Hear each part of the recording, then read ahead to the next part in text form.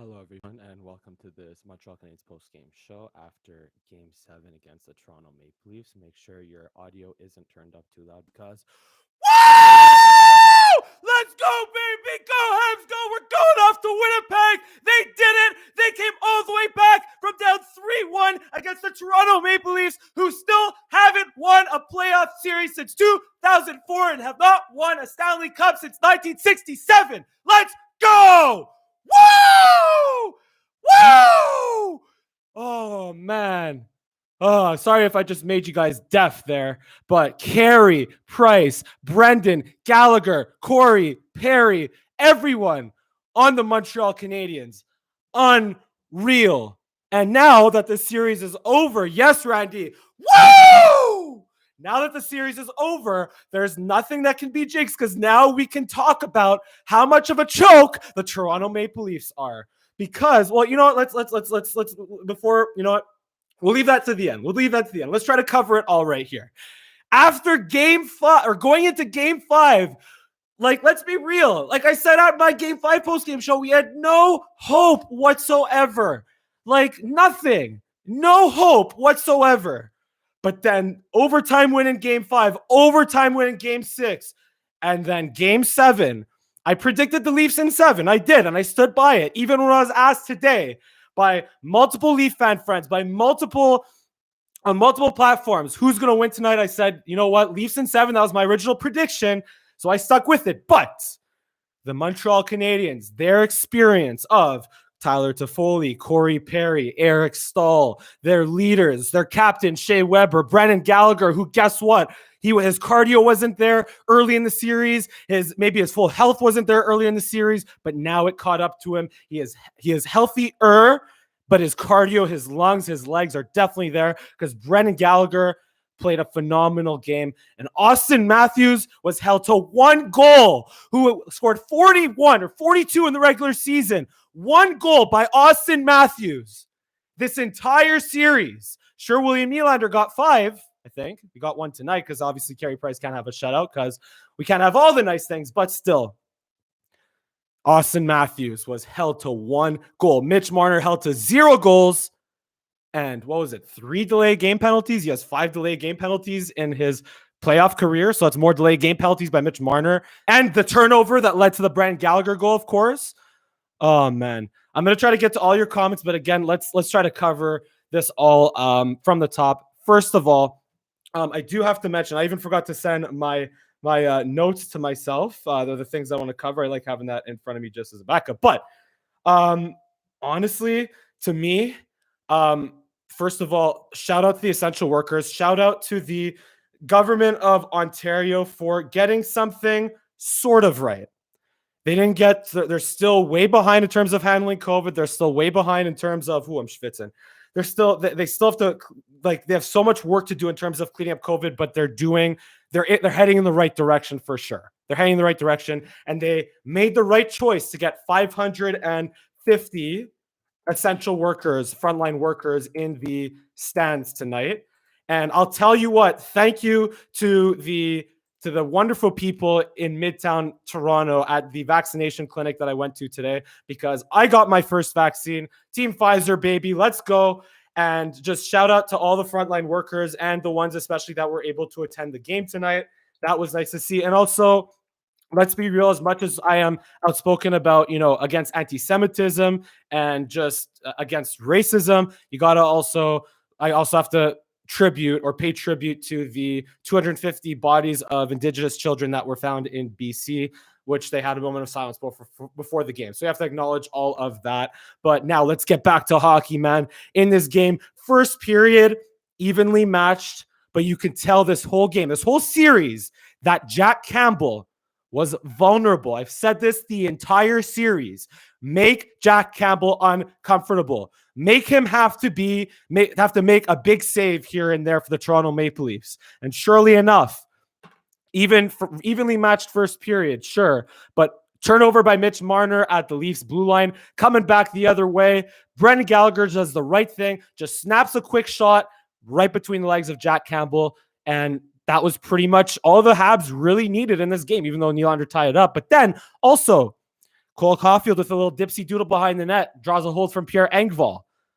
Habs have a power play. They scored 2 power play goals. They're 2 for 4 in game 6, and they scored on the power play tonight in game 7. Erik Gustafsson was a difference maker. I found Erik Gustafsson, even though it was like a 30 or 45-second power play, he was a difference maker out there. He settled things down when the puck was on his stick. He wasn't like a Shea Weber where he awkwardly handled it and made an awkward pass and or shot through, right into a maze of bodies or whatever. Like, Gustafsson settled things down.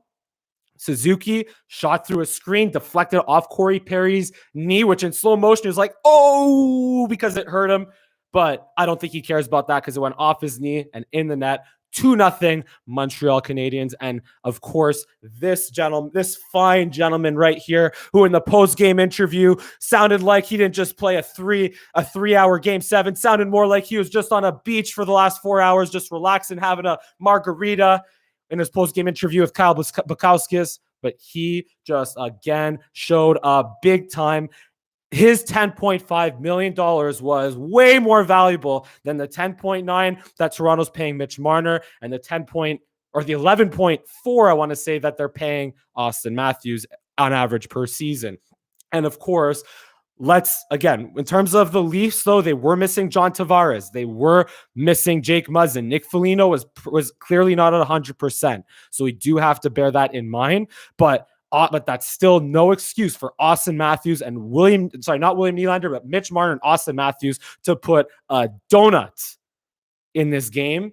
And Mitch Marner to have 0 goals this entire playoff series, and for Austin Matthews to have just 1 goal this entire playoff series. But that also speaks to how great of a job Philip Deneau, Brendan Gallagher, and Jake Evans did this, especially late in the series. Against Austin Matthews, Mitch Marner, and Zach Hyman. Zach Hyman was arguably the best player on that line. He had the best chances on that line, but Carey Price shut the door. Let's get your comments now. Let's just keep this rolling here on Langer at the Mic live, this Habs post-game show, this series post-game show. The Habs coming all the way back from down 3-1 to upset the Toronto Maple Leafs, the North Division leading Toronto Maple Leafs. I've been telling Leaf fans all year, none of these games in the regular season mean anything until, obviously, provided the Habs don't miss the playoffs. But assuming the Leafs and Habs make the playoffs, they don't mean a damn thing until the playoffs. And the Leafs, they had the series right here. But because of the Toronto Maple Leafs and because they crumbled, they just can't close out a series. They could not close this one out. Habs come all the way back, win 4-3 with 2 overtime winners in which the Habs blew leads, but they came out on top. Okay, let's get your comments as I promised. Randy, what a game. Jay Wilson, unreal. Randy and Stahl. Perry showed so much character. Stahl played a lot tonight, especially late, probably because, again, this whole relying on experience thing in Game 7, which honestly, at this point in Game 7, you kind of have to, and I don't mind that. Eric Stahl finished with, 10 minutes, but it felt like he was on the ice for a lot of that late third period there. J.L. Wilson, blown away. Honestly, didn't think they had it in them, and I'm happy to be proven wrong. I knew it had it in them. I just didn't know. I personally just didn't think they were capable of channeling it as much as they did through Game 5, Game 6, and Game 7. But I knew I had this in them because they didn't get to off to a 7-1-2 start by accident. Carey Price has, the numbers. When you score 3 or more goals in a playoff series for Carey Price, what is that now? 12 games in a row that the Habs have won with Carey Price, with scoring 3 or more goals for Carey Price in a playoff game. So, Carey Price had the chance to recover, to heal, to get his game back on track just at the perfect time to completely shut the door on the Toronto Maple Leafs. Mathieu Prainampad, sorry if I mispronounced that. The price is right. Randy and Habs will be the Habs and the Laughs will be the Laughs. Exactly. I think it was William Shatner, the actor who played Captain Kirk, who's from Montreal. The world is made up of Habs and have-nots. Shout out to William Shatner. Noah Segal-Lendon, best be sure I'll be rocking my Suzuki shirt and my Anderson hoodie all the time in Toronto. Don't want to hear it from Leaf fans. I would suggest, Noah, Suzuki for sure, but also you got to rock your number 31, man.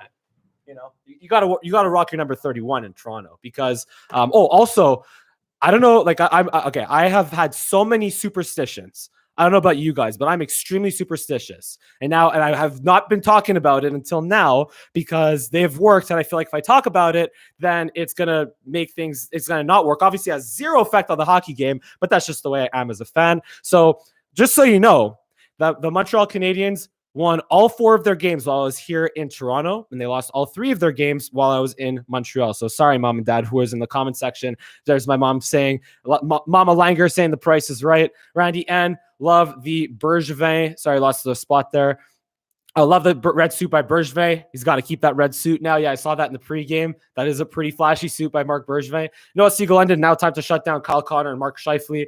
I'm not going to talk too much about the Jets because I'm planning to have a Jets versus Habs preview and a Habs versus Leafs reaction hopefully tomorrow night. Maybe I'll bring a couple of Habs fans. Maybe I'll bring a couple of Leaf fans on the channel. So stay tuned for that here on youtube.com/Langer at the mic and Spotify and Apple Podcasts. But yeah, let's just keep talking about this amazing series.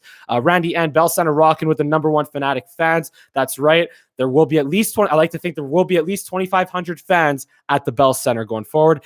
B. Nakeski. Hey, I'm back. Good game. The team that wanted it more won. Good luck in round 2.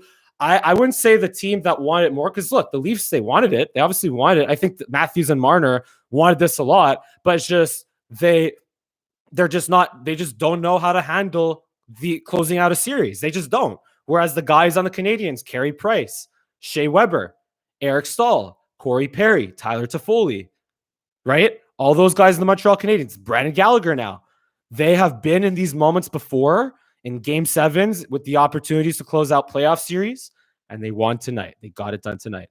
Again, another very nice Leaf fan, Sarah A in the comment section. I have no words. I'm so done. I feel sick, but actually, though, congrats. Marner needs to go. Oh, here we go with the Leaf fans. Marner needs to go. Oh, boy. Well, so here's my thing with the Leafs, though. Okay, I'm going to talk a little bit about the Leafs right now here. I don't think – look at how long it took for the Washington Capitals, Alex Ovechkin, Nicholas Backstrom, John Carlson, Mike Green. Look how long it took for that core to win a Stanley Cup. And look how long it took for them to never mind win a Stanley Cup, but get past the second round. The Leafs, they can't get past the first round. The Caps couldn't get past the second round for over 10 years with that core.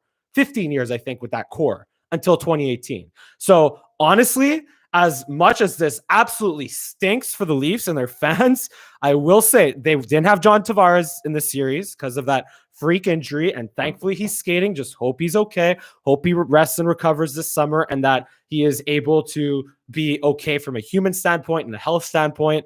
They also are missing Jake Muzzin because of that also non-contact injury in game 6, but that's part of it. But if I'm the Leafs, I honestly...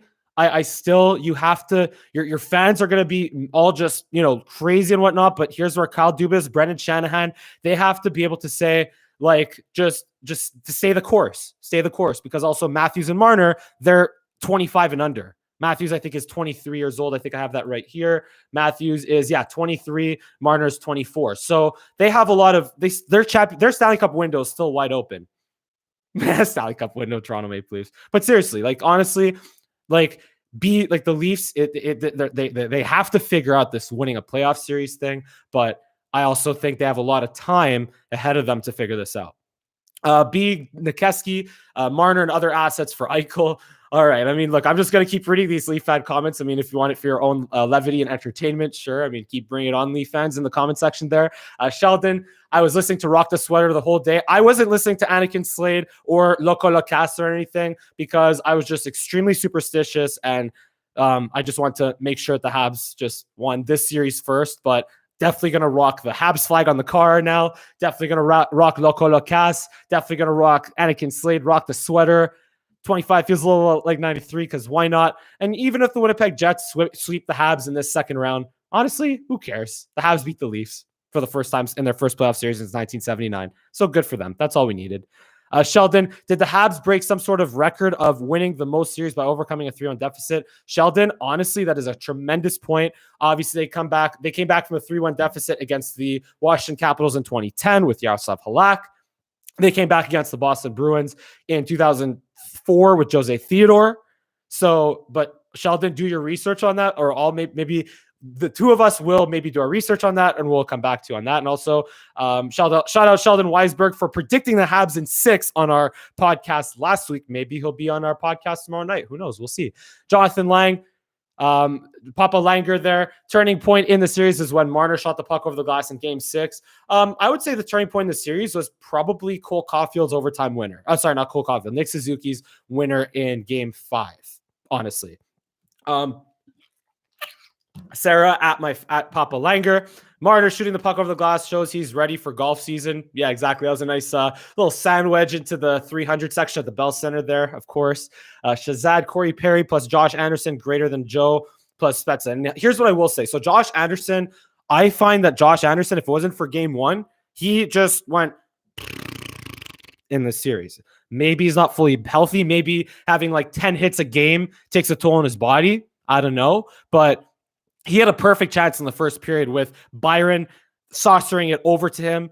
Maybe you can argue that Byron should have shot, but still Anderson has to find a way to control that and get the puck on net. I just feel like he hasn't been as effective in games 2, 3, 4, 5, 6, 7 as he was in Game 1, Josh Anderson. But here's the thing. Corey Perry, like I've been saying these last 3 games, Corey Perry, Eric Stahl, Tyler Toffoli, these guys, they have Stanley Cups. And Joe Thornton, Jason Spezza, and Wayne Simmons don't.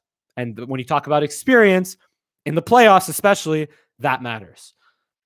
Randy N. At Noah Siegel, shout out to you for rocking the Habs merchandise in TO. Go Habs Go. I mean, yeah, I was rocking my Carey Price t-shirt, of course, at the vaccination clinic today. So I'm probably not going to sleep tonight, by the way. And I'm going to listen to TSN 1050 Toronto all day tomorrow to listen to the I'm not gonna talk too much crap with my fellow Leaf fan friends who I really love and respect. I'm just gonna be maybe a little bit of shade, but not too much, because again, John Tavares, Jake Muzzin missed a lot of time in the series. John Tavares was the freak injury in Game 1, but it'll still be fun to listen to TSN 1050 and what all the Toronto people have to say. But anyway, LS HD 3-1 lead blown. How ironic! The final score is 3-1.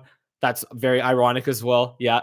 Kind of like when the Leafs, the Bruins almost beat the Leafs 4-1 in Game 7 in 2019, but it was 5-1. So yeah, so much irony. And then don't even get me started on the Kotkaniemi goal in Game 6. And did I mention that the nurse who gave me my vaccination today, her iPad was labeled number 31. So a lot of irony, a lot of fun with numbers in this series. Sheldon, Anakin Slade's lyrics. When I want to shut him down, put him on ice. That's what I rock my 3-1 price. Appropriate indeed. LSHD, just disband this cursed team at this point. Like I said, though, look, the Leafs, they still have time to figure this out because Matthews and Marner are still not, like, they're still just entering their prime. Like, they're in the beginning of their prime. They're still young players. They have time to figure it out. If they were 35 years old, yeah, that would be scary. If they had never won a playoff series in 10, 15 years, yeah, that gets scary. But at this point, they still, look, it's up to the Habs. Look, the Leafs, I'm not going to talk too much more Leafs than I already did, but just, I wouldn't, if the Leafs are smart, they won't panic. That's what I'm going to say. If Kyle Dubas, Brent Shanahan are smart, they won't panic. They won't listen. They'll be tough, but they won't listen to Leaf fans and all the outcry from this series loss and blowing a 3-1 lead. Randy, again, love it when your mom and dad are able to chime in on your stream, of course. Shout out to Papa and Mama Langer and Brother Langer as well. If he sometimes he comments as Papa Langer, but yeah, shout out to my family in Montreal.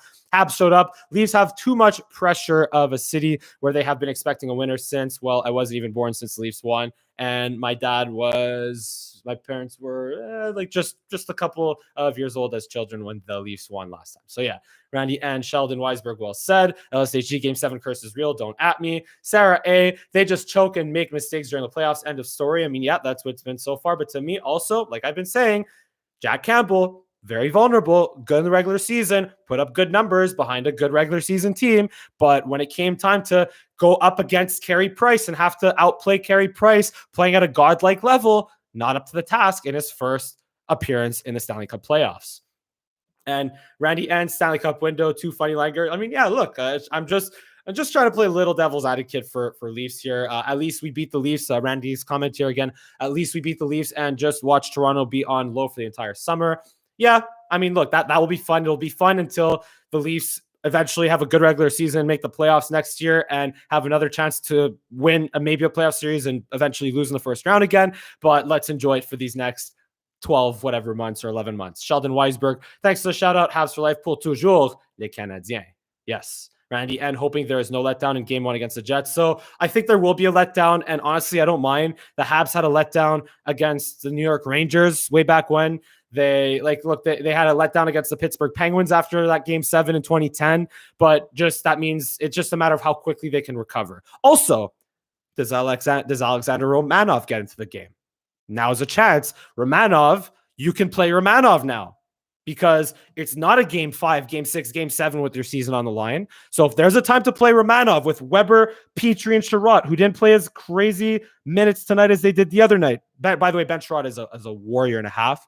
He got knocked down into the corners several times trying to neutralize Leafs forecheckers, and he just hobbled himself back up and continued to play. 27 minutes tonight for Ben Sherratt, 25 minutes for Shea Weber. Jeff Petrie, 24 minutes. But here's the thing. Eric Gustafsson, 10 minutes.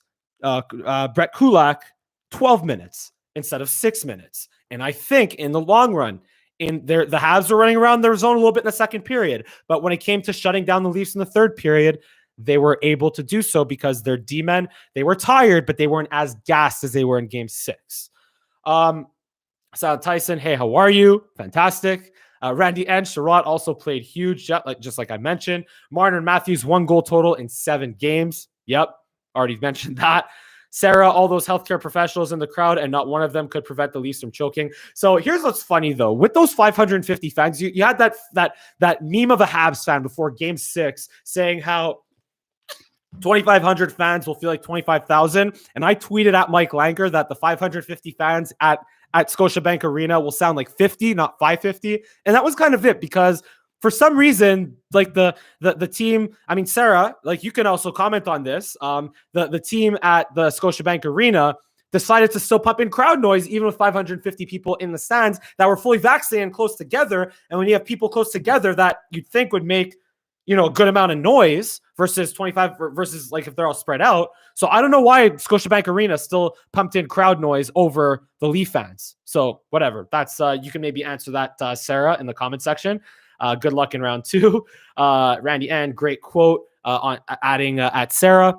1 DDG Cosley 08, not trying to be toxic, but Price was the carry of the Habs the last 3 games. But look, when you're paying your goaltender $10.5 million, you can't complain, or you can't have a problem when he plays like a god and steals a playoff series for you. You can't. You can't, people are saying on Twitter, if it wasn't for Carey Price, the Habs would have got swept. Well, yeah, no crap. If it wasn't for if Austin Matthews or Mitch Marner played up to their $10.5 million contracts, maybe the Leafs would have won a playoff game when they could have closed it out. Maybe the Leafs could have won this game in 5. Maybe they could have won this game in 5 and not had Jake Muzzin get injured in game 6, and they could be facing Winnipeg right now. So look, Carey Price, it's just, that's how this team is built. That's how this team is built, with Carey Price having to stand on his head and win playoff games. And when it happens, you can't complain about it.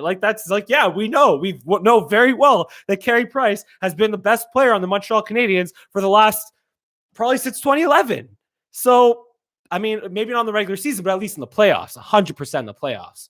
Randy and agreed Langer Romanov is needed as the Jets are bigger and stronger. But also, again, look, just get Romanov in there, get him playing 15 minutes a game, especially in game 1. Especially in game 1 where these guys, Weber, Sherratt, Petrie, Edmondson, they're all going to be tired, not to say sit one of Ben Weber or Sherratt. I don't think that warrants a censor, but anyway. So instead of sitting, I'm not saying sit Weber, nice voice crack there. Instead of sitting Weber, Sherratt, or Edmondson, put in Romanov for maybe Gustafsson, even though he's helped the power play, or maybe play 7D. I'm not a big fan of that, but just find a way to get Romanov in there. Phoenix play, Zed, Langer, adding me. The Leafs are a poverty franchise. They can go relocate somewhere else. I'm a full-time Raptors fan now. Toronto is a basketball city. I love it.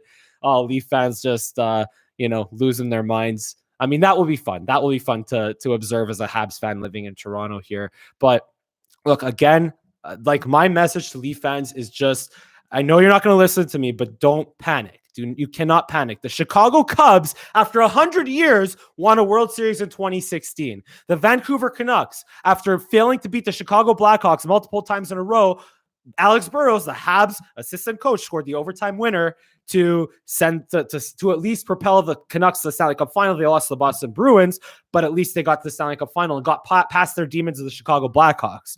But yeah, the Leafs, they have to figure this thing out with this core, but at least they're still young and a lot of time ahead of them. I'm going to try not to talk too much. I've already talked about that at length, though, already. Zach Pencer, fellow CSMer, let's go. Zach Pencer, are you here? If you're still here, Zach Pencer, I want you to give me some love for Carey Price. I want you to give me some love for Carey Price in the comment section. Zach Pencer, if you're still here. I'll stand by and wait. But you got to give Carey Price some love there. Randy and Price has looked good all the 7 games. Not many, if any, bad goals that were Price's fault. I mean, yeah, look at the goals that went in on him. Deflections, shots through screens, 2-on-1s.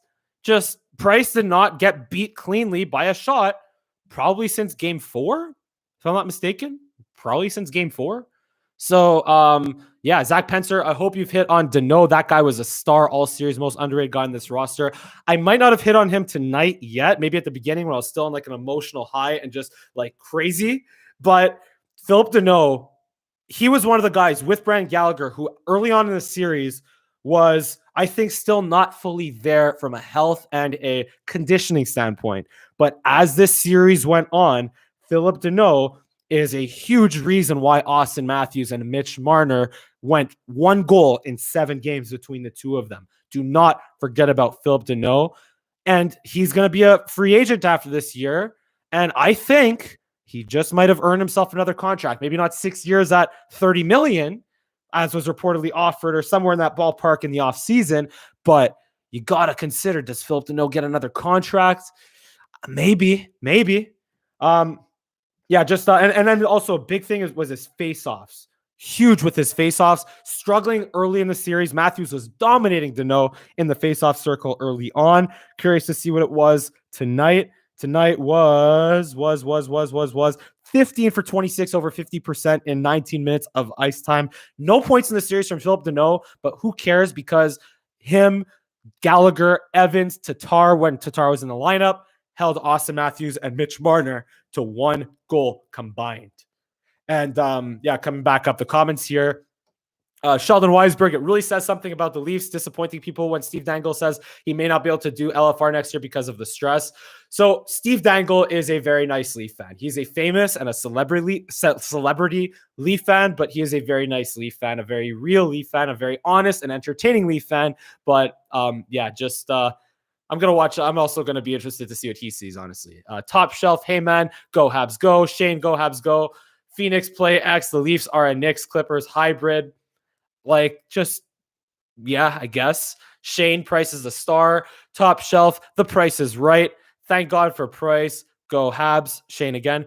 Zachary Pencer, there you go. Price was great in the series. If he can do it again, they can go all the way. He was as good as you can ask for. I'm just a realist, and historically, he hasn't been as good as everyone makes it out to be. The drive for 25 is on. So look, Carey Price again, we know that he struggled in the regular season. Barely a 900 save percentage in the regular season this year. Barely a 900 save percentage in the regular season last year.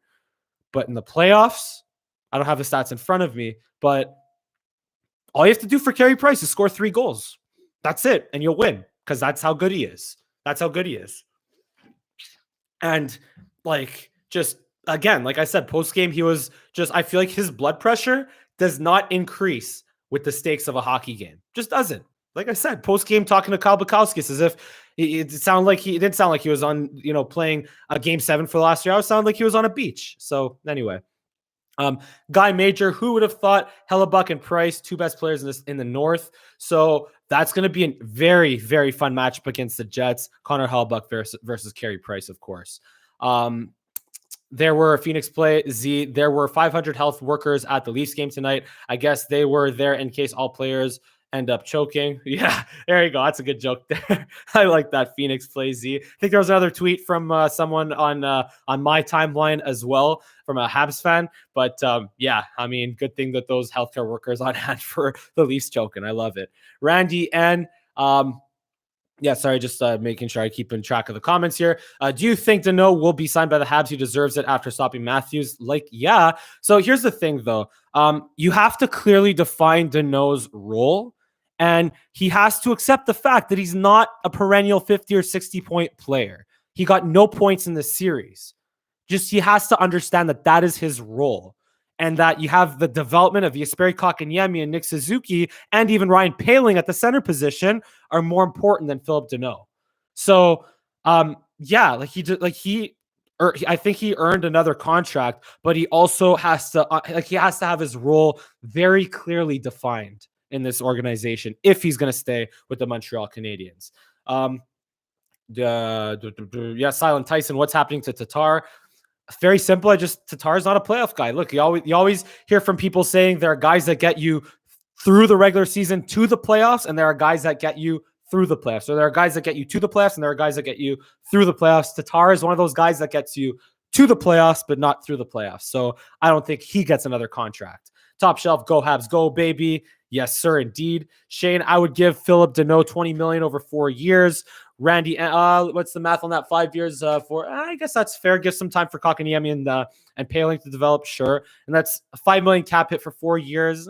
Just again, you have to get a little bit more production out of that offensively.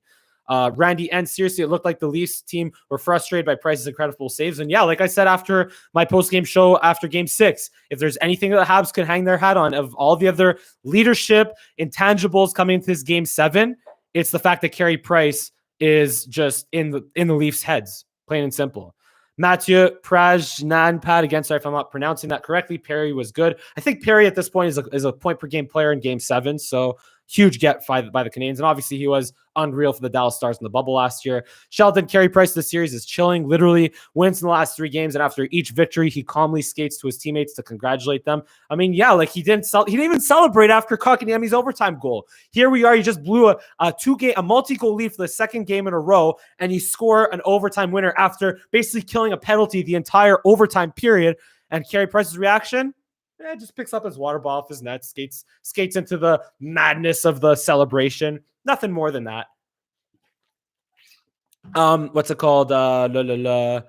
Shane, the regular season doesn't matter. This is a real season now, 25, baby. So here's the thing. Can the Habs get by the Jets? Maybe. But can they get by a Tampa or a Carolina or a Colorado?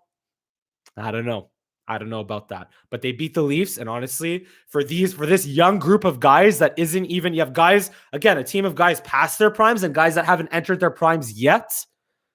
You have to build off this going forward if you're not going to win the Stanley Cup, of course. I just realized Phoenix plays Z. I just realized you have a Cowboys banner in the background. Now, how has that been going for you, Lol? Well, honestly, I'm not going to talk too much about that right now, but let's just say I'm a fan of Les Canadiens and America's team, baby. So, yeah, but anyway, back to hockey. Shane, to me, Philip Deneau is a number 3 center on my team. I agree.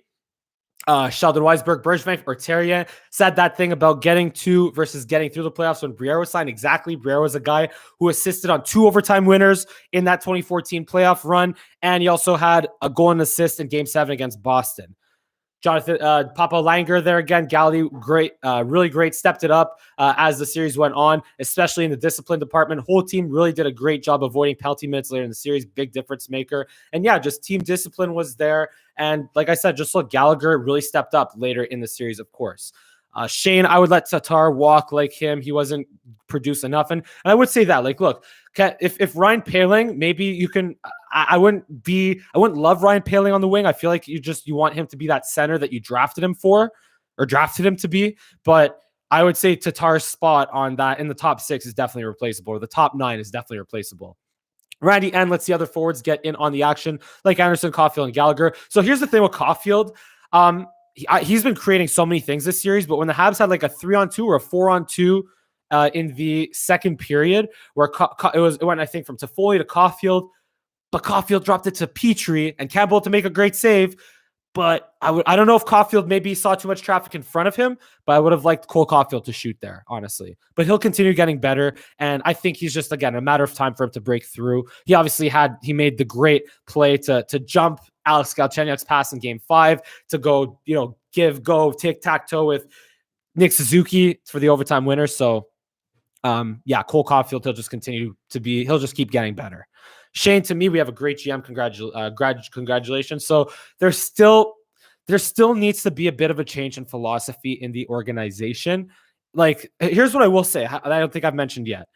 This group of guys, like this team, isn't built to win game 1, 2, 3, and 4. They're built to win game 5, 6, and 7. But you also have to be able to win a game or more than one game through 4 games to put yourself in a better position to win game 5, 6, and 7. You might be able to get away with it against the Leafs, who just can't close out a playoff series. But can you get that? Could you get away with that against the Jets? Can you get away with that against the Colorado Avalanche? Could you get away with that against the Tampa Bay Lightning? I don't think so. Wouldn't care if it was game 7 series all the way to the Stanley Cup. Yes, I mean, like I said, they beat the Leafs. That is honestly just already impressive enough this year. Sheldon, again, Mike, you get any flashbacks to the 93 overtime games with the wins in game 5 and game 6? I wasn't alive in 1993, but yeah, the Montreal Canadiens in 1993 led by Patrick Roy. Was Guy on that team? I think E. Carbon was on that team. I don't know. Someone will have to correct me there. But it was Desjardins. It was Kirk Muller. And obviously Patrick Roy net, and they scored a bunch of goals in overtime, won a bunch of games in overtime. And that was obviously very crucial to them winning the Stanley Cup in 1993. Mathieu Prainanpad, again, I'm craving for poutine. Oh man, I'd be down for poutine right now. I'd be down for a lot of things. I have to go grocery shopping. I just have been so timid with my behavior these last 48 hours just because I didn't want to break any type of routine that I've been in, but I have to go grocery shopping at some point, tomorrow or before the game on Wednesday. Sheldon, I vaguely remember. And also keep the comments coming. We're going to keep celebrating here on this Liger at the Mike Postgame Show. Montreal Canadiens once again coming all the way back to win game 7 against the Toronto Maple Leafs after coming back from down 3-1 in the series. Sheldon Weisberg, I vaguely remember, Matt Bonomi, attaboy Langer. Sheldon Weisberg, I vaguely remember reading something a Vegas fan wrote on Habs' eyes on the prize when Tatar was acquired, that he will eventually realize that Tatar is not a playoff guy, but he's a regular season guy, and there is still some value because you still have to get to the playoffs, and Tatar can get you to the playoffs. Randy, and I guess Campbell is Toronto's #1 goalie. Good luck. You know what I will say? This is just off the top of my head. I don't know what the logistics are to this. I will say real quick, again, I've already talked at length about the Leafs here, but maybe the Leafs should go after a guy like Jonathan Quick, maybe, or a veteran goaltender that has won a Stanley Cup, has been a starting goaltender in a Stanley Cup playoff, or has won a Stanley Cup as a starting goaltender, to throw him into the mix with Jack Campbell or David Riddick or whoever it is. I think that could definitely help them. Johnny Golden, new sub. Appreciate the love, man. We keep bringing the Habs content here, even some Dallas Cowboys content here, but that's not really important right now. We're talking about, obviously, Montreal Canadiens. Randy, while the playoffs are on, everyone has forgotten about Drouin. I honestly try not to. I just try to keep hoping that he's getting better and that he can return to the Montreal Canadiens when he's just figured his stuff out as a person and can and be in a position to help the Canadiens win hockey games. That's all I'll continue saying about Drouin. Johnny Golden, do we see Romanov in the lineup at some point? I mentioned this earlier in the show, Johnny, that now's the time to get Romanov in the lineup. Again, I don't know if that means going 7 defensemen just for game 1 to give a bit of a break to Weber, Sherratt, and Petrie and all that. But find a way. I would definitely find a way to get Romanov in the lineup. I haven't given it much thought as to how yet, but you got to figure it out. Sheldon Weisberg, yes, Carbonneau is on the 93 roster, was the captain. Yeah, I thought he was. I knew he was there in the 80s, just wasn't. I guess I should also remember that he was there in the 90s. But anyway, OT winners versus the Sabres and Islanders. Thank you for that stat check there, Sheldon. Randy, and I was there in 86 and 93, Langer. You have to experience winning Stanley Cup and the parade too crazy. And now is the time to do so as things are starting to open up, as we're starting to get through this COVID situation, as people are getting vaccinated, like myself. Get vaccinated, people. Shane, hi, look, the GM traded Pacioretty for Suzuki and drafted KK and got rid of deadweight Domi for Anderson. But I will say, though, Josh Anderson, we need a little more from Josh Anderson. I don't know if Domi would have been better than Josh Anderson in the series, but we need a little more from Josh Anderson.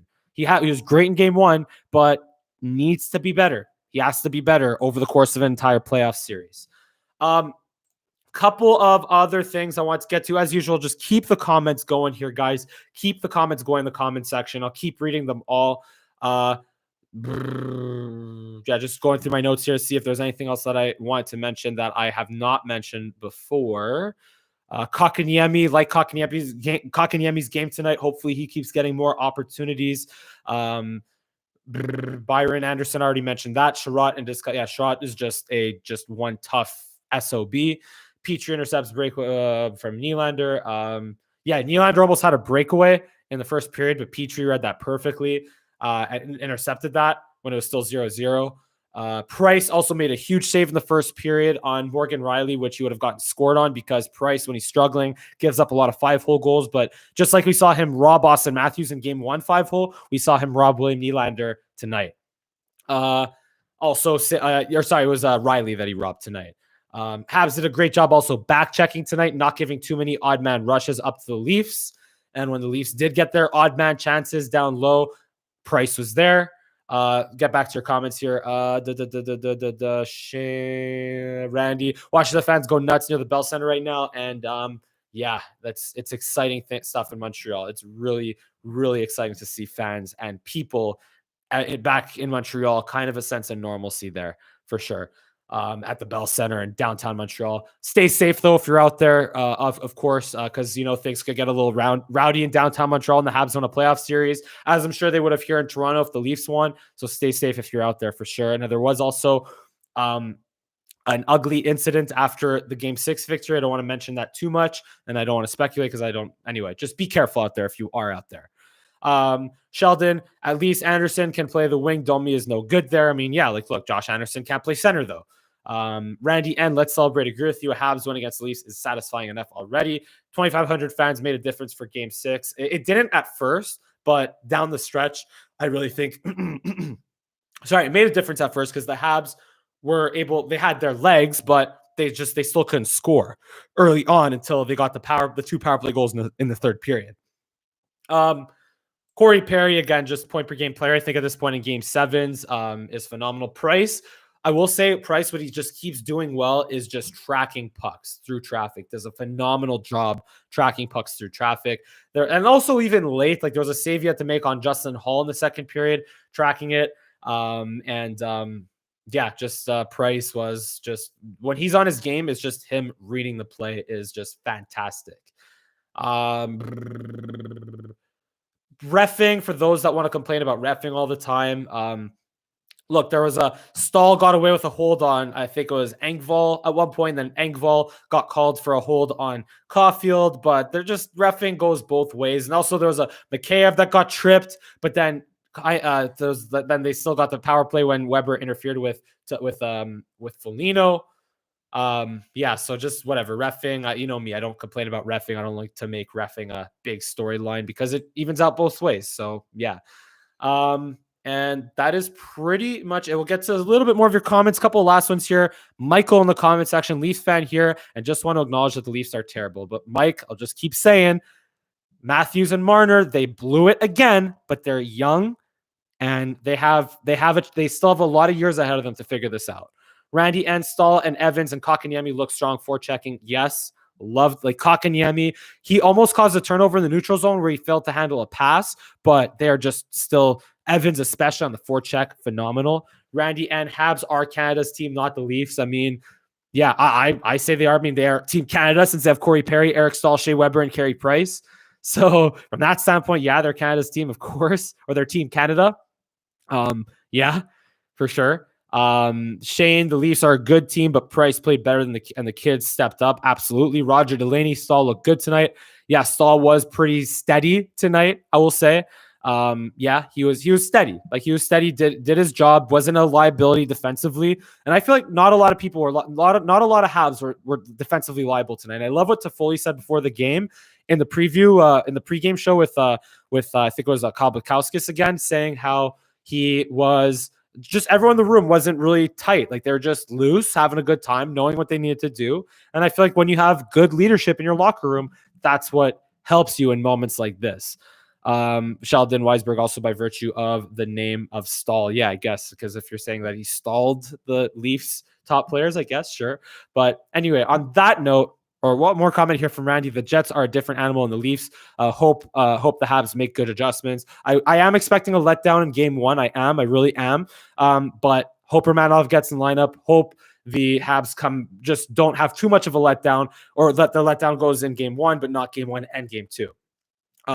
So I think honestly that's all we're gonna have here on Langer at the mic. But this was a long show, a fun show. Appreciate all of your interaction as usual, guys. Give me a big thumbs up on this video if you haven't already. Really appreciate it. Also, give me a sub here to my channel here, youtube.com/Langer at the mic. Give me a follow at Twitter, Instagram, and TikTok at Mike Langer for all three. And the Montreal Canadiens did it. They came back, went down 3-1 against the Toronto Maple Leafs to win Game 7, Game 5 in overtime, Game 6 in overtime, and Game 7, 3-1. And they're going to go to round 2 against the Winnipeg Jets with Game 1 on Wednesday night. And guess who will continue bringing the fire here in the intermissions? On Twitter live at Mike Langer and here on youtube.com/Langer at the mic. Yours truly.